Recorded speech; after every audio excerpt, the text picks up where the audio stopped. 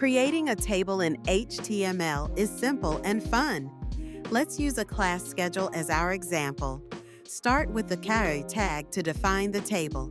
Inside, use was for each row.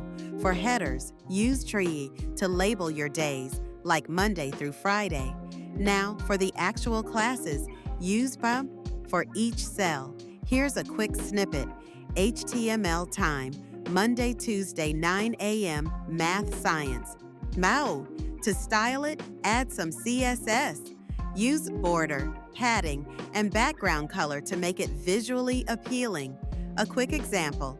Yai says table, flash border collapse. Collapse.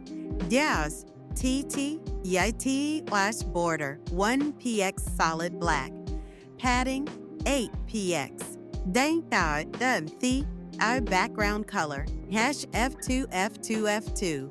Bioscience, and there you have it, a clean, organized class schedule ready to go.